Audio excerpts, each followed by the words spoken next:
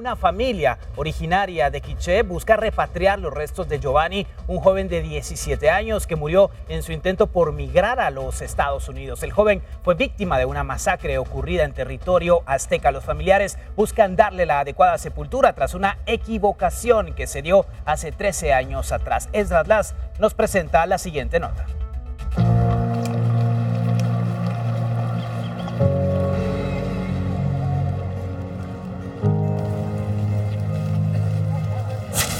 Hace 13 años, un joven quichelense dejó su comunidad para ir en busca del sueño americano.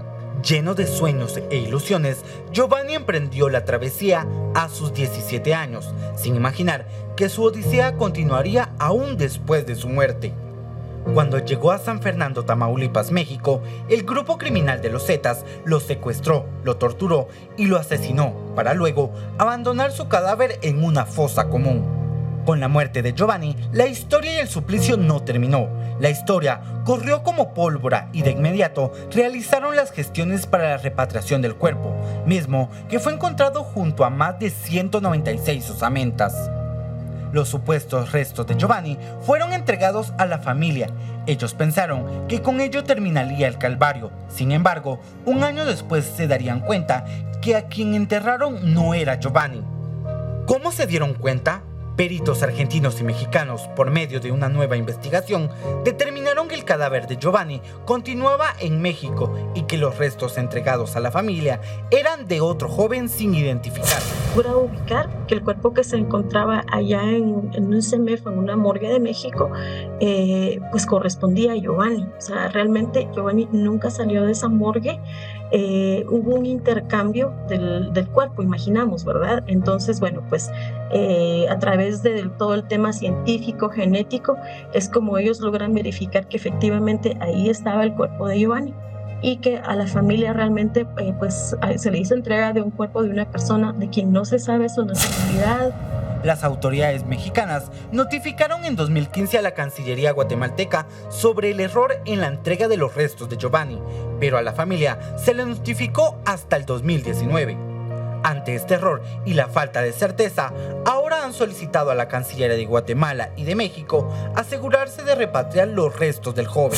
Una de las condiciones que ha puesto la familia y que creo que es lo mínimo que debe aceptarse es que, pues sí, han solicitado que se haga la repatriación del cuerpo de Giovanni, pero que de manera simultánea pueda exhumarse y llevarse el cuerpo equivocado, porque ellos han indicado que ese lugar, así lo han dicho, ese lugar donde yo le fui a llorar a mi hijo, donde yo le llevé flores, supuestamente donde él estaba, es el lugar que le teníamos preparado para él, y queremos que en ese mismo lugar donde está el cuerpo equivocado, ahí se queden el cuerpo, los restos de Giovanni. Mientras esto sucede, los restos de Giovanni siguen en una morgue en la Ciudad de México y su familia continúa luchando por su pronta repatriación.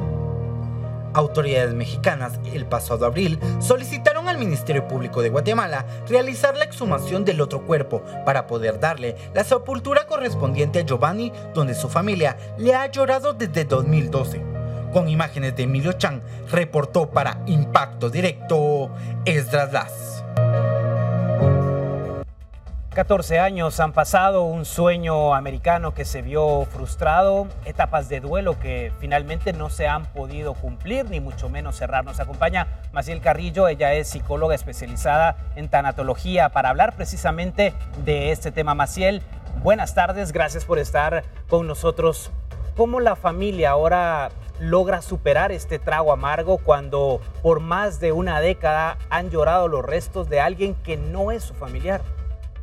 Definitivamente es un proceso que no se va a culminar hasta el momento que Giovanni regrese a casa. El proceso del duelo es el más doloroso en un ser humano, porque es un proceso donde sufren varias etapas, y realmente es increíble escuchar esta noticia al momento de entender cómo la familia, los papás en sí se puedan sentir por el hecho de poder revictimizarse al momento de enterarse que su hijo no era quien ellos habían enterrado. Entonces esto es un doble trauma, es un estrés postraumático, es algo que afecta emocionalmente, físicamente a un ser humano, y es el proceso más difícil que esta familia pueda estar teniendo en este momento, de saber que su hijo no es quien ellos habían llorado, y se vuelve a aperturar estas etapas del duelo definitivamente. ¿Qué secuelas quedan en los padres de familia? Porque obviamente es un dolor grande. La vida nos dice que los padres muchas veces vamos a ser los que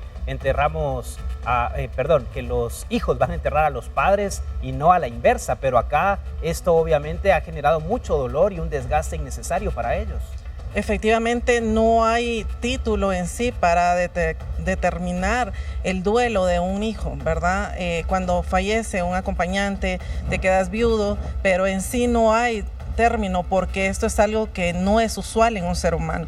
Se supone que los hijos deben de enterrar a los papás, no viceversa, pero cuando existen este tipo de situaciones es doblemente doloroso. Entonces las secuelas de la salud mental, la salud emocional son demasiadas. Realmente es un caso donde no podríamos contabilizar, no podríamos dimensionar en sí qué secuelas ellos van a tener, porque es un caso inusual de una situación que no se ve.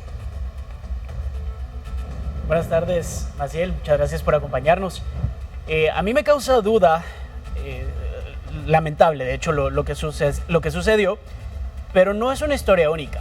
Casos así conocemos un montón de gente que quiere viajar a Estados Unidos de una manera ilegal y que se topan con los cárteles y terminan en este resultado. Este caso es distinto por el tiempo de espera de la expatriación del cuerpo. Psicológicamente, ¿qué tiene que pasar por la cabeza de una persona para, a pesar de conocer estos casos, tener el valor y tomar la decisión de hacer el mismo viaje, de pasar por donde pasó este joven, arriesgándonos a tener el mismo destino? Psicológicamente, ¿qué pasa dentro de la cabeza de estas personas y cómo podemos ayudarlos a que no quieran arriesgarse a esto?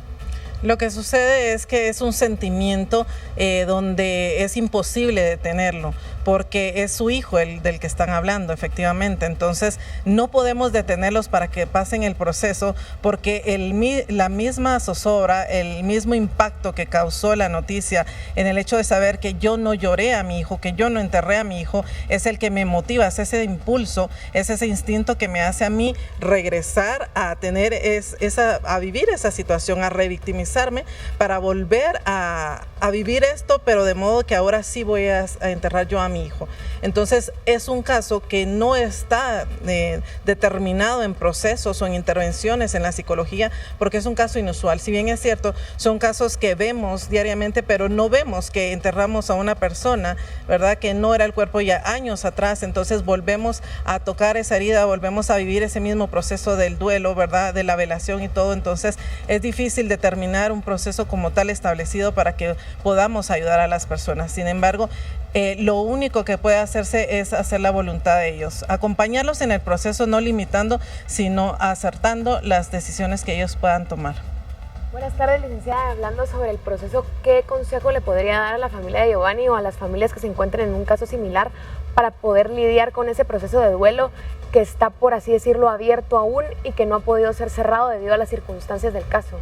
Definitivamente lo mejor que se puede hacer es buscar ayuda profesional, porque esta es una situación donde la salud mental te paraliza tanto como la salud física, y si uno no tiene ese proceso, uno no tiene ese acompañamiento, muy posiblemente puedes colapsar y varias situaciones a nivel fisiológico pueden venir a tu vida. Entonces realmente el acompañamiento que se le debe dar a estas personas, lo ideal es de manera psicológica con un especialista en estos temas, y que ellos puedan tener el proceso menos doloroso y más sanador posible.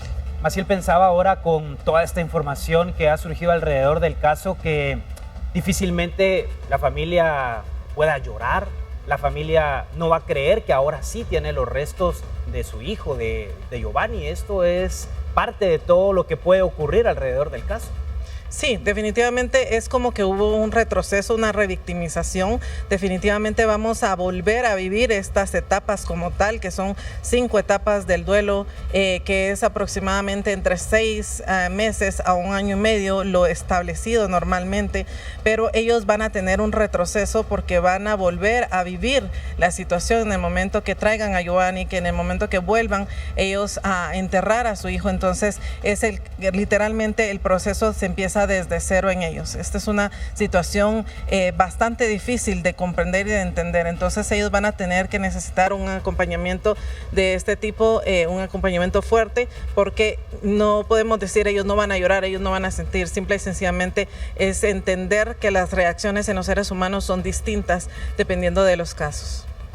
Muy buenas noches, licenciada. Una consulta. Hablábamos de las personas que están en el duelo, ¿verdad? Cada persona tiene un duelo diferente, pero también quisiera saber algunas recomendaciones que usted nos puede dar para las personas cercanas a ellos, es decir, por ejemplo, amigos que quisieran ayudarles en ese proceso de duelo. ¿Cómo pueden ellos ayudar para que este proceso sea aún mejor? Cuando uno está cerca de una persona que está viviendo un duelo, lo mejor es no inhabilitar sus emociones, no minimizar sus emociones, el decirle no llores, no vuelvas a llorar, no vuelvas a sentir. Esto es lo peor que un ser humano puede hacer, porque entonces el sentimiento lo estamos negando por alguna manera.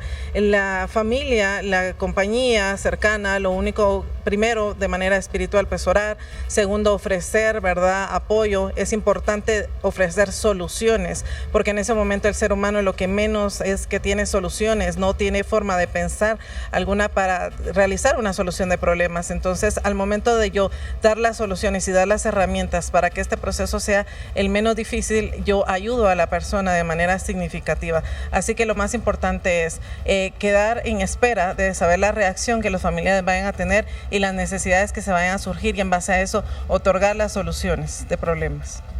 La terapia familiar, en relación a que estas personas ya vivieron esa parte del duelo y ahora regresan, ¿quedará el temor de que no vuelvan a hacer los restos de ellos? Que puedan tener ellos de que ya pasaron por ese proceso de duelo y ahora volverse a equivocar. Definitivamente es un estrés postraumático que van a tener la familia, todos ellos, ¿verdad? Incluso pueden tener pensamientos constantes de que esto no sea verídico. Sin embargo, pues esto va a ser un proceso que va a necesitar una red de apoyo de parte de la familia, de parte de los amigos, donde ellos puedan brindarles herramientas, ayuda, oración, lo que ellos estén en el alcance. Pero importante es saber que vamos a volver a vivir un duelo, que no se puede minimizar o no se puede decir ya lo viviste, ya hace años murió. No, eso es lo peor que uno puede hacer como ser humano. Entonces, la red de apoyo es muy importante en estos procesos y lo que nosotros vayamos a brindar a la familia. Un caso inédito, una equivocación que hoy tiene a una familia consternada. Gracias a la psicóloga Maciel Carrillo por acompañarnos aquí en Impacto Directo. Vamos